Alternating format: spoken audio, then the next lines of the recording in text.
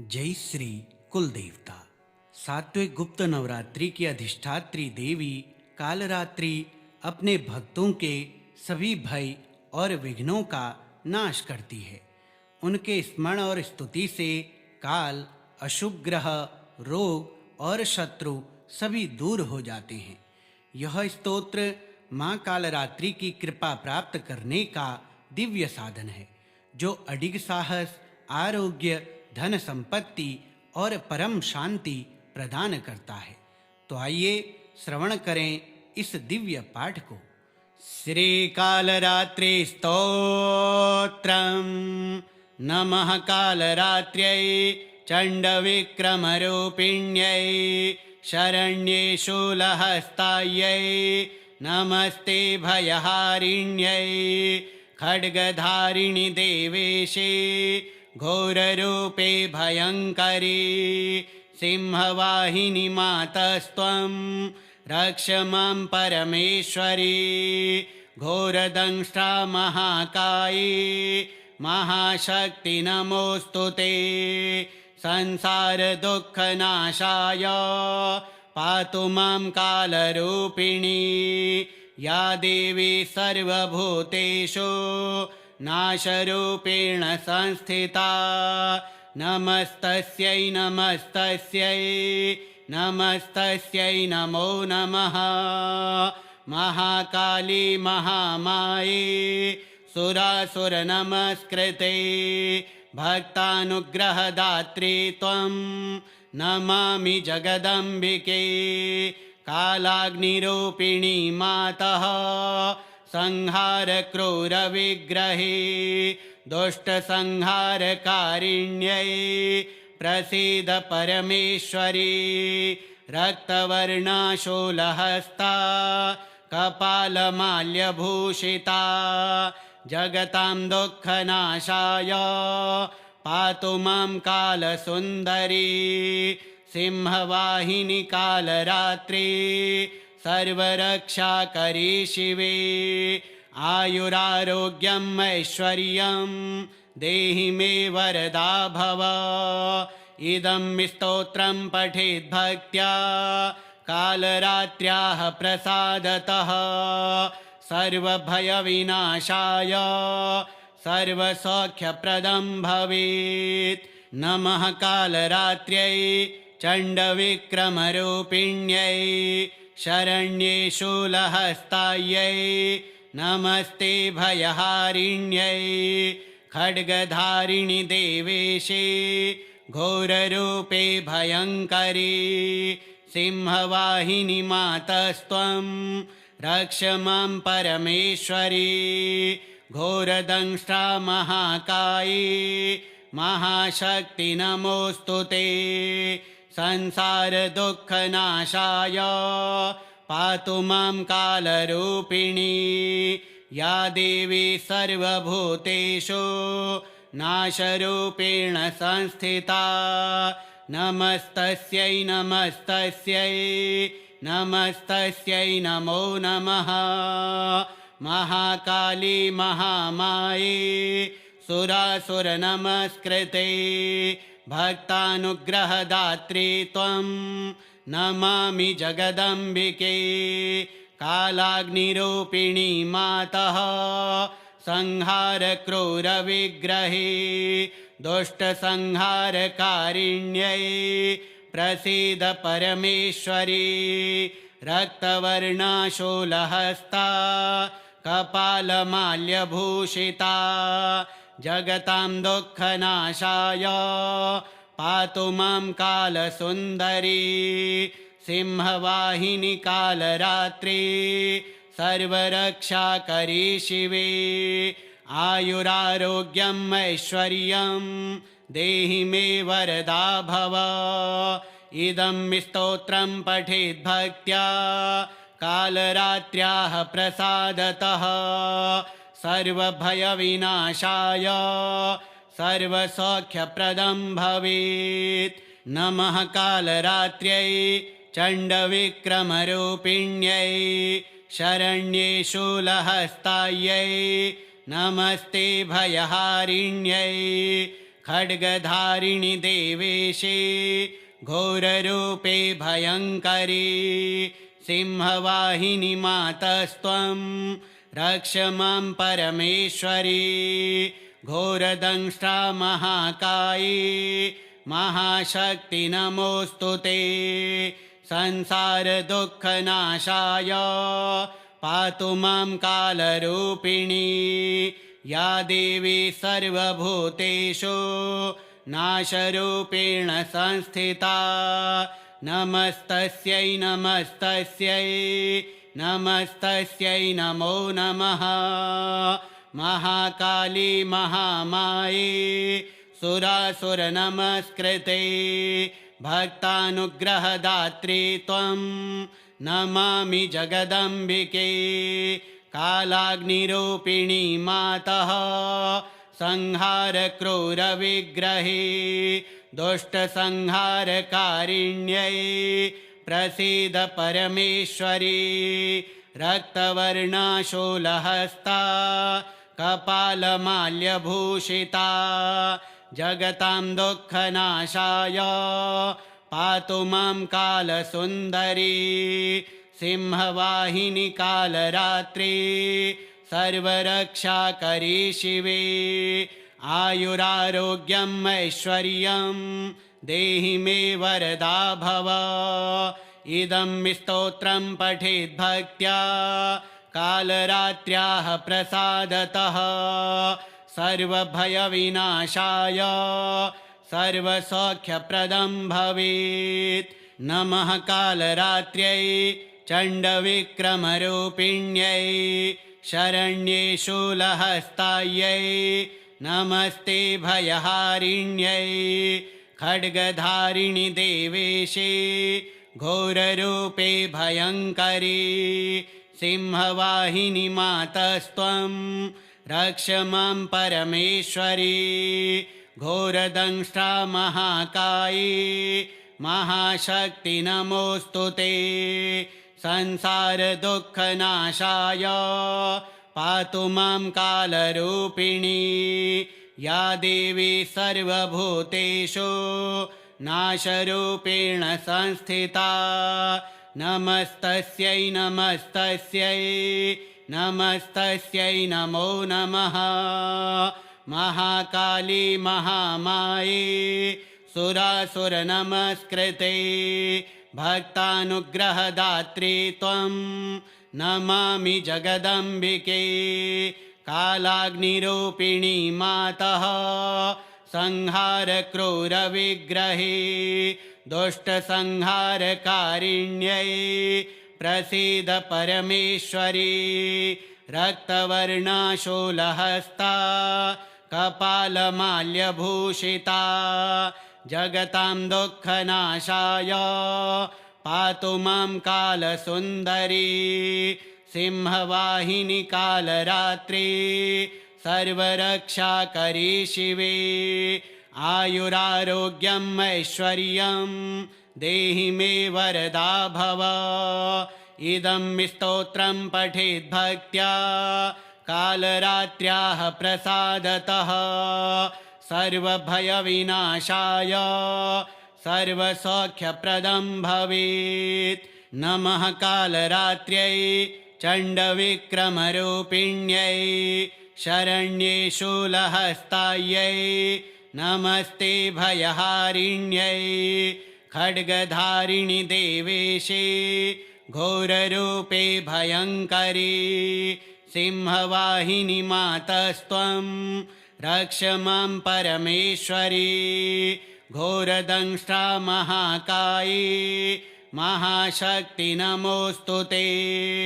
संसार दुःखनाशाय पातु मां कालरूपिणी या देवी सर्वभूतेषु नाशरूपेण संस्थिता नमस्तस्यै नमस्तस्यै नमस्तस्यै नमो नमः महाकाली महामाये सुरासुरनमस्कृते भक्तानुग्रहदात्री त्वं नमामि जगदम्बिके कालाग्निरूपिणी मातः संहार क्रूर विग्रहे दुष्टसंहारकारिण्यै प्रसीद परमेश्वरी रक्तवर्णा शूलहस्ता कपालमाल्यभूषिता जगतां दुःखनाशाय पातु मां कालसुन्दरी सिंहवाहिनी कालरात्रि सर्वरक्षाकरी शिवे आयुरारोग्यम् ऐश्वर्यं देहि मे वरदा भव इदं स्तोत्रं पठेत् भक्त्या कालरात्र्याः प्रसादतः सर्वभयविनाशाय सर्वसौख्यप्रदं भवेत्। नमः कालरात्र्यै चण्डविक्रमरूपिण्यै शरण्ये शूलहस्तायै नमस्ते भयहारिण्यै खड्गधारिणि देवेशे घोररूपे भयङ्करी सिंहवाहिनी मातस्त्वं रक्ष मां परमेश्वरी घोरदंष्ट्रा महाकायी महाशक्ति नमोऽस्तु ते संसारदुःखनाशाय पातु मां कालरूपिणी या देवी सर्वभूतेषु नाशरूपेण संस्थिता नमस्तस्यै नमस्तस्यै नमस्तस्यै नमो नमः। महाकाली महामाये सुरासुरनमस्कृते भक्तानुग्रहदात्री त्वं नमामि जगदम्बिके कालाग्निरूपिणी मातः संहार क्रूर विग्रहे दुष्टसंहारकारिण्यै प्रसीद परमेश्वरी रक्तवर्णा शूलहस्ता कपालमाल्यभूषिता जगतां दुःखनाशाय पातु मां कालसुन्दरी सिंहवाहिनी कालरात्रि सर्वरक्षाकरी शिवे आयुरारोग्यम् ऐश्वर्यं देहि मे वरदा भव इदं स्तोत्रं पठेत् भक्त्या कालरात्र्याः प्रसादतः सर्वभयविनाशाय सर्वसौख्यप्रदं भवेत्। नमः कालरात्र्यै चण्डविक्रमरूपिण्यै शरण्ये शूलहस्तायै नमस्ते भयहारिण्यै खड्गधारिणि देवेशे घोररूपे भयङ्करी सिंहवाहिनी मातस्त्वं रक्ष मां परमेश्वरी घोरदंष्ट्रा महाकायी महाशक्ति नमोऽस्तु ते संसारदुःखनाशाय पातु मां कालरूपिणी या देवी सर्वभूतेषु नाशरूपेण संस्थिता नमस्तस्यै नमस्तस्यै नमस्तस्यै नमो नमः। महाकाली महामाये सुरासुरनमस्कृते भक्तानुग्रहदात्री त्वं नमामि जगदम्बिके कालाग्निरूपिणी मातः संहार क्रूर विग्रहे दुष्टसंहारकारिण्यै प्रसीद परमेश्वरी रक्तवर्णा शूलहस्ता कपालमाल्यभूषिता जगतां दुःखनाशाय पातु मां कालसुन्दरी सिंहवाहिनी कालरात्रि सर्वरक्षाकरी शिवे आयुरारोग्यम् ऐश्वर्यं देहि मे वरदा भव इदं स्तोत्रं पठेत् भक्त्या कालरात्र्याः प्रसादतः सर्वभयविनाशाय सर्वसौख्यप्रदं भवेत्। नमः कालरात्र्यै चण्डविक्रमरूपिण्यै शरण्ये शूलहस्तायै नमस्ते भयहारिण्यै खड्गधारिणि देवेशे घोररूपे भयङ्करी सिंहवाहिनी मातस्त्वं रक्ष मां परमेश्वरी घोरदंष्ट्रा महाकायी महाशक्ति नमोऽस्तु ते संसारदुःखनाशाय पातु मां कालरूपिणी या देवी सर्वभूतेषु नाशरूपेण संस्थिता नमस्तस्यै नमस्तस्यै नमस्तस्यै नमो नमः महाकाली महामाये सुरासुरनमस्कृते भक्तानुग्रहदात्री त्वं नमामि जगदम्बिके कालाग्निरूपिणी मातः संहारक्रूरविग्रहे दुष्टसंहारकारिण्यै प्रसीद परमेश्वरी रक्तवर्णाशूलहस्ता कपालमाल्यभूषिता जगतां दुःखनाशाय पातु मां कालसुन्दरी सिंहवाहिनी कालरात्रि सर्वरक्षाकरी शिवे आयुरारोग्यम् ऐश्वर्यं देहि मे वरदा भव इदं स्तोत्रं पठेद् भक्त्या कालरात्र्याः प्रसादतः सर्वभयविनाशाय सर्वसौख्यप्रदं भवेत् नमः कालरात्र्यै चण्डविक्रमरूपिण्यै शरण्ये शूलहस्तायै नमस्ते भयहारिण्यै खड्गधारिणि देवेशे घोररूपे भयङ्करी सिंहवाहिनी मातस्त्वं रक्ष मां परमेश्वरी घोरदंष्ट्रा महाकायी महाशक्ति नमोऽस्तु ते संसारदुःखनाशाय पातु मां कालरूपिणी या देवी सर्वभूतेषु नाशरूपेण संस्थिता नमस्तस्यै नमस्तस्यै नमस्तस्यै नमो नमः महाकाली महामाये सुरासुरनमस्कृते भक्तानुग्रहदात्री त्वं नमामि जगदम्बिके कालाग्निरूपिणी मातः संहारक्रूरविग्रहे दुष्टसंहारकारिण्यै प्रसीद परमेश्वरी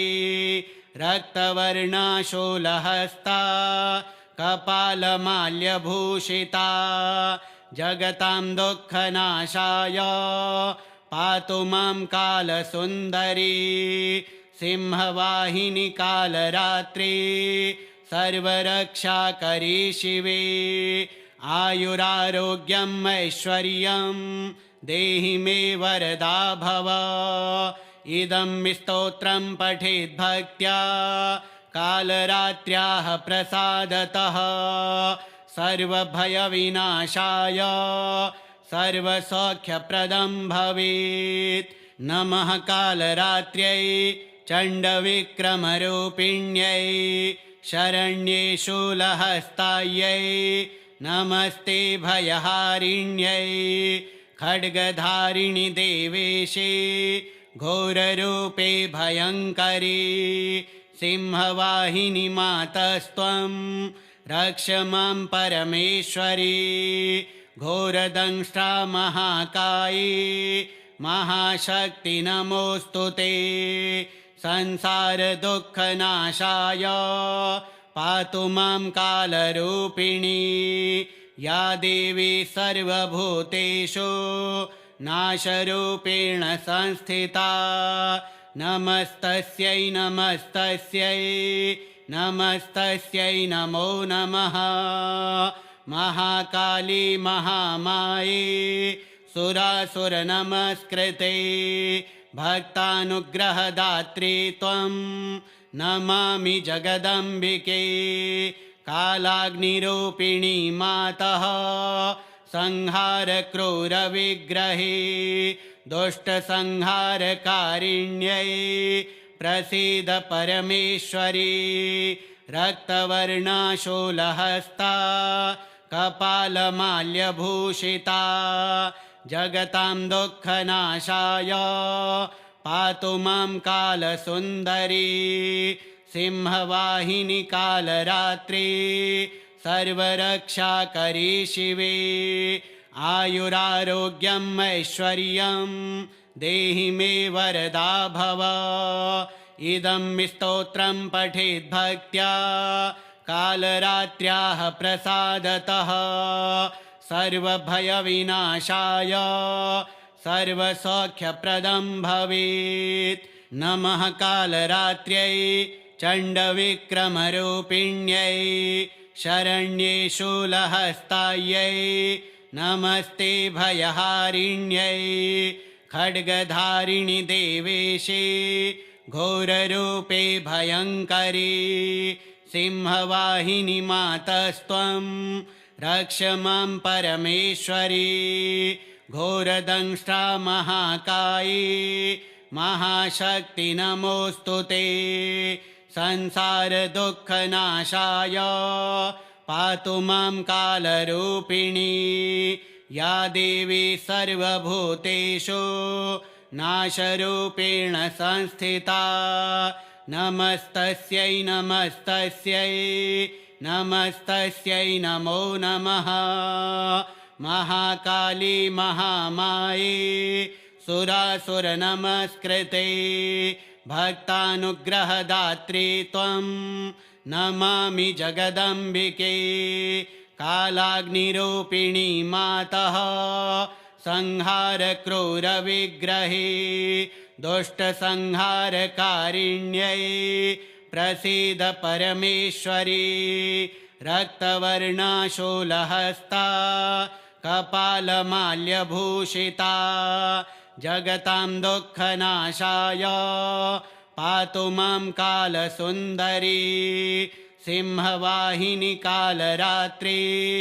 सर्वरक्षाकरी शिवे आयुरारोग्यम् ऐश्वर्यं